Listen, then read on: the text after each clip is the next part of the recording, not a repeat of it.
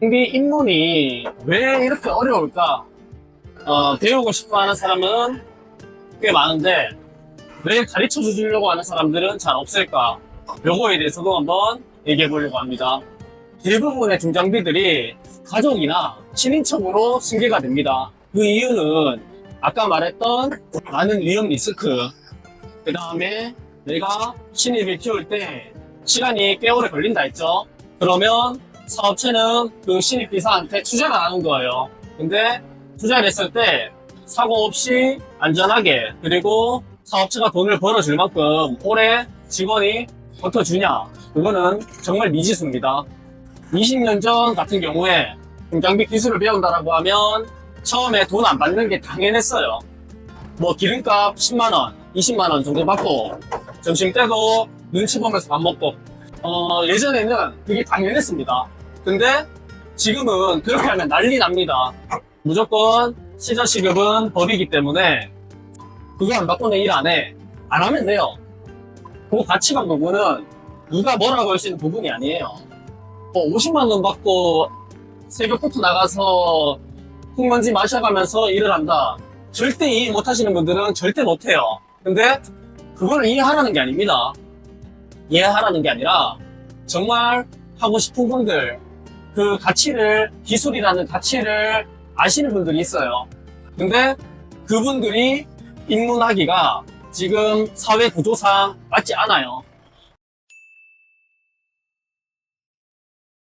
안녕하세요, 제돌입니다. 이번에 실외기 옮기러 왔습니다.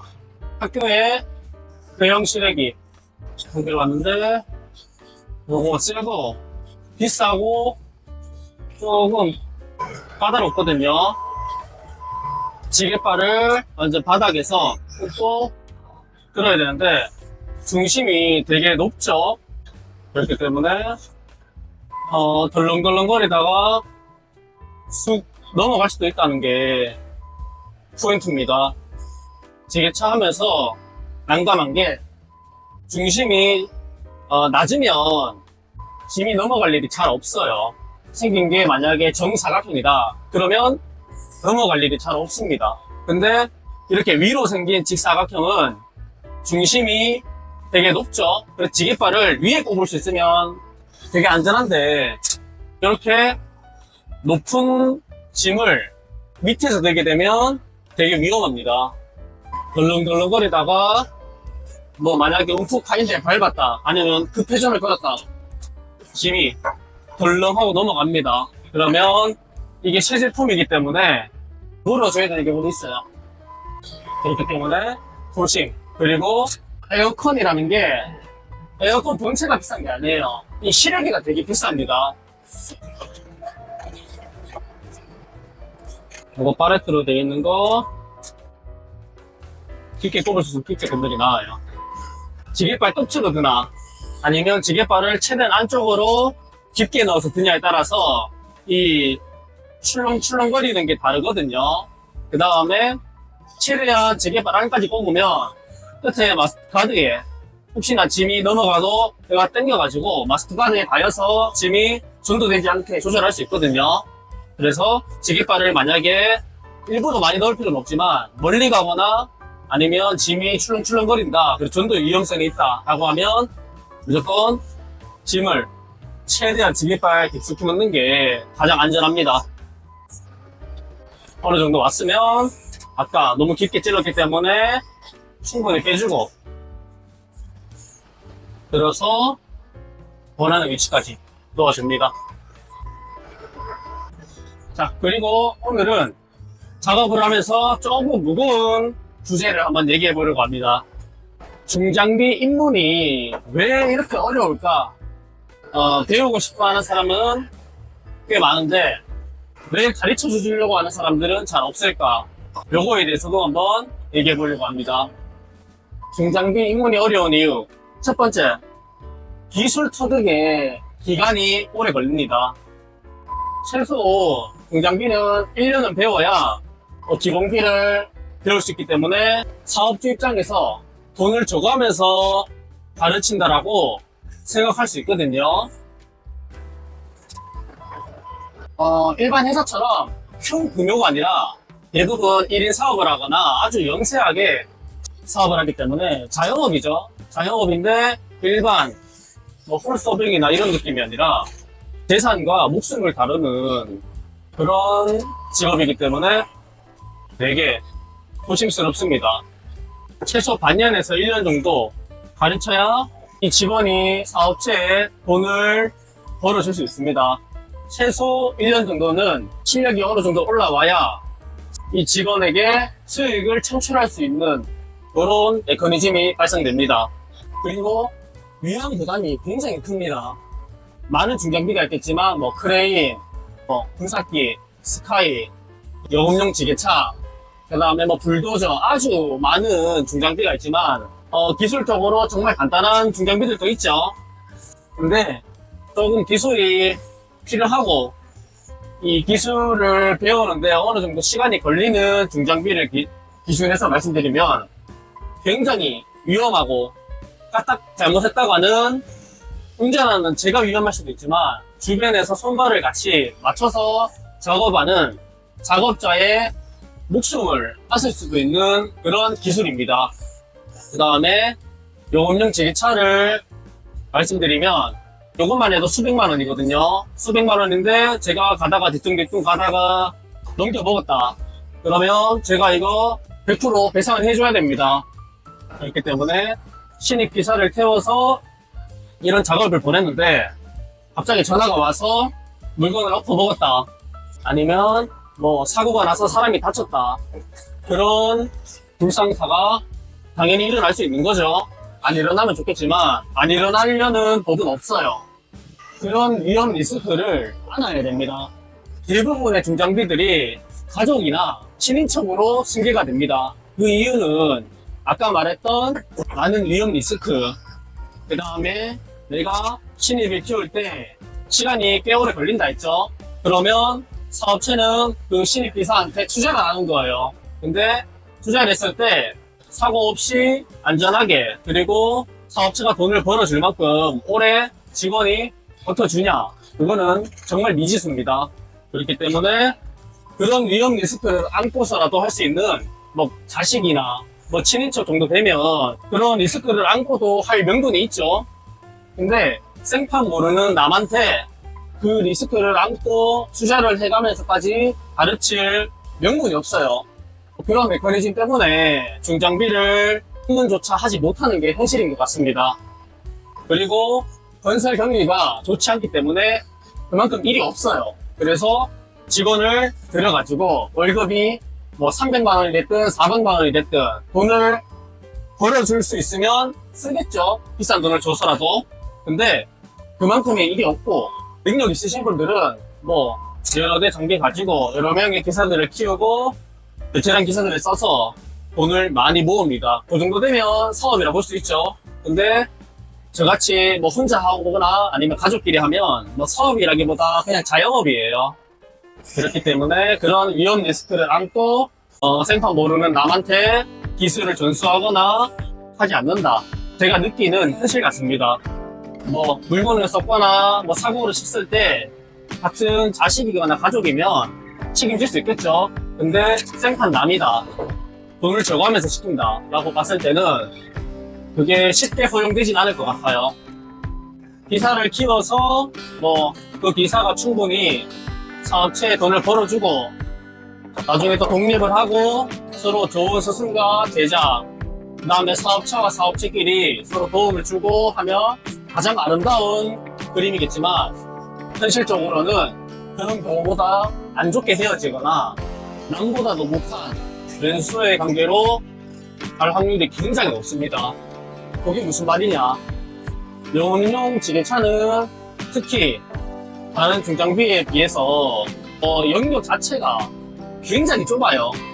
자기가 어느 정도 동네에 자리를 잡으면 양옆으로 뭐 한 5km, 7km, 뭐 도심지가 아닌 좀 외곽지는 한 10km 정도 내외 안에서만 움직입니다. 근데 내가 키웠던 아니면 나랑 같이 일했던 사람이 바로 옆에 차리는 경우가 많아요.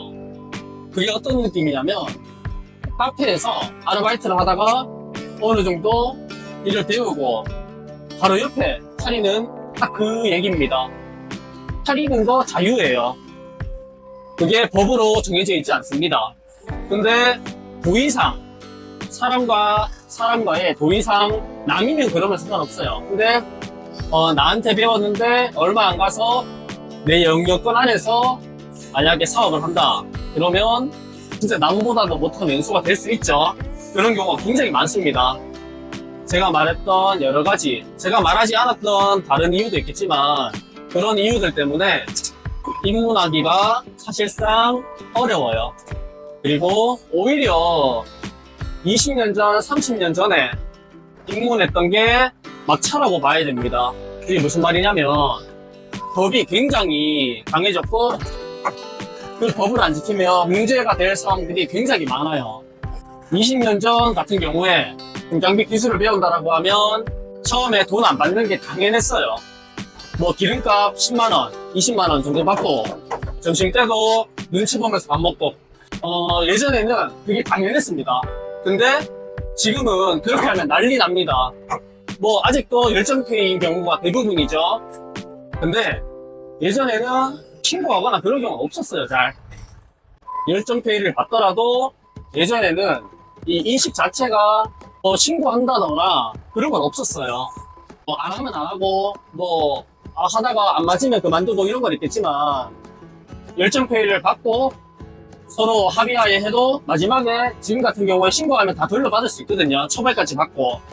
그런 게 법으로 정해져 있기 때문에 좋은 거 아니냐? 어떻게 보면 좋습니다.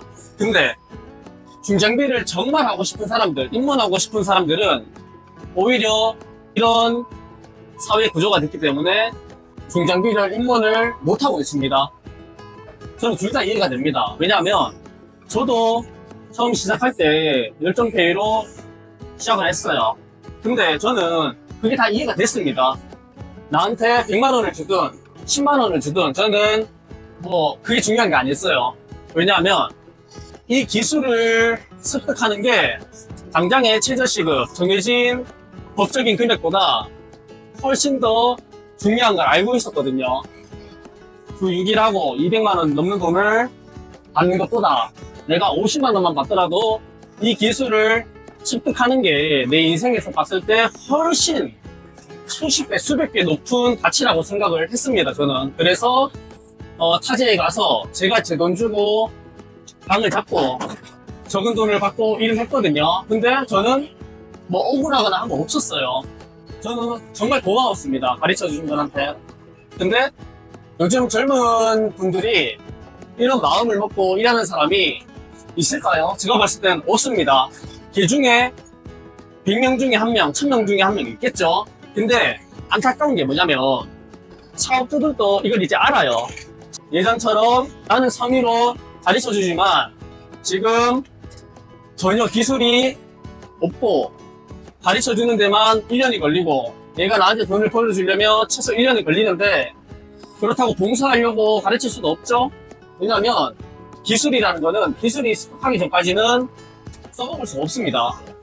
내가 정말 좀 도와주고 싶고 그런 마음이 있어도 문제가 뭐냐면 내가 혹시나 하는 신고하지 않을까 나중에 돼서 문제가 생기지 않을까 하는 그런 걱정이 있을 수밖에 없거든요. 그 다음에 금방 그만두진 않을까 그런 걱정이 있기 때문에 신입들을 키우는 게 사업주 입장에서는 쉽지 않습니다. 그래서 제가 말했듯이 오히려 20년, 30년 전이 중장비를 파이팅으로 배울 수 있는 마차였습니다. 지금은 그렇게 악착같이 배우려고 하는 사람도 없고 직업마다 저는 조금 달라져야 된다 봐요. 최저시급 굉장히 중요한 법이지만 이게 단순 노무, 서비스직과 이렇게 기술직이 절대 직업이 같지 않거든요. 대부분의 알바들은 하루 이틀 3일 하면 웬만한 일은 다 합니다. 근데 이런 중장비 기술직은 반년, 1년 안 되는 사람들은 계속해도 안 돼요. 근데 무조건 최저시급은 법이기 때문에 그거 안 받고는 일 안 해. 안 하면 돼요. 그 가치관 부분은 누가 뭐라고 할 수 있는 부분이 아니에요. 50만 원 받고 새벽부터 나가서 흙먼지 마셔가면서 일을 한다. 절대 이해 못 하시는 분들은 절대 못 해요. 근데 그걸 이해하라는 게 아닙니다. 이해하라는 게 아니라 정말 하고 싶은 분들, 그 가치를, 기술이라는 가치를 아시는 분들이 있어요. 근데 그분들이 입문하기가 지금 사회 구조상 맞지 않아요. 그래서 중장비를 하고 싶어도 할 수가 없는, 배울 수가 없는 그런 시대가 됐습니다. 이 영상을 보시고 굉장히 찬반이 나뉠 것 같아요.